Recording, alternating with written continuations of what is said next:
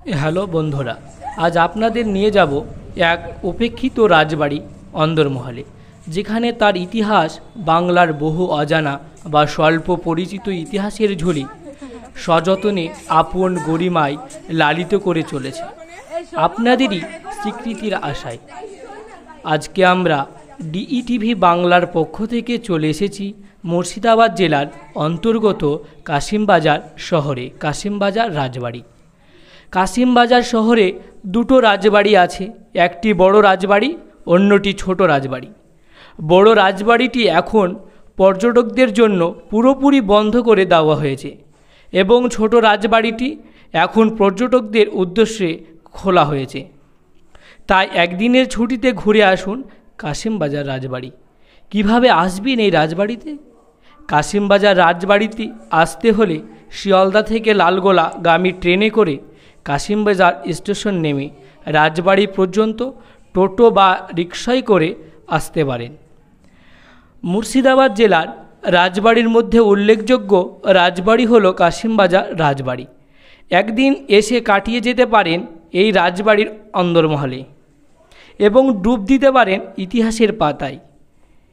ইতিহাসের শহর মুর্শিদাবাদ। একসময় সমস্ত বাংলার রাজনীতি নিয়ন্ত্রিত হয়েছিল মুর্শিদাবাদের নবাবী মসনদ থেকে। শুধুমাত্র নবাবরায় নন, এই অঞ্চলে ছিল বহু জমিদার বংশের প্রভাব। কাশিমবাজার রাজবাড়ি সে ইতিহাসের প্রতীক। ইতিহাসের ঘাত প্রতিঘাতে একসময় এই রাজবাড়ি পরিত্যক্ত হয়ে উঠলেও বিগত কয়েক বছরে নতুন রঙে সেজে উঠে বর্তমানে তা হয়ে উঠেছে হেরিটেজ গেস্ট হাউস। দেশি এবং বিদেশি বণিকদের ব্যবসার কেন্দ্রস্থল ছিল মুর্শিদাবাদের কাশিমবাজার। 1704 সালে কাশিমবাজার রাজবাড়ি স্থাপন করেছিলেন দীনবন্ধু রায়। এখানে রয়েছে প্রাচীন শিল্পকলার নিদর্শন সহ তৎকালীন রাজা রানীদের ব্যবহৃত সামগ্রী, বন্ধক, ঝাড়বাতি, পালকি ও আসবাবপত্র। রাজবাড়ি বর্তমান প্রজন্মরা কলকাতায় বসবাস করেন, তবে দুর্গাপুজোর সময় বছরে একবার তারা কাশিমবাজার রাজবাড়িতে আসেন। বর্তমান রাজা প্রশান্ত রায় ও রানীমা সুপ্রিয়া রায়ের যৌথ প্রচেষ্টায় আজও অক্ষুণ্ণ রয়েছে রাজবাড়ির ঐতিহ্য। এই রাজবাড়িতে 5টি গুরুত্বপূর্ণ স্থান আছে। এটি হলো বিচারালয়, যেখানে রাজা প্রজারা বিচার করতেন।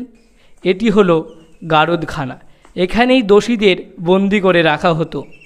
এটি হলো রানীপুকুর, এই পুকুরে আগের যুগে রানীরা স্নান করতেন।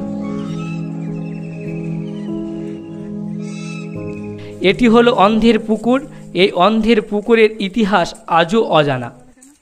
এই গাছটিকে বলা হয় নাগেশ্বর ফুল। এই গাছটি প্রায় 250 বছর পুরনো।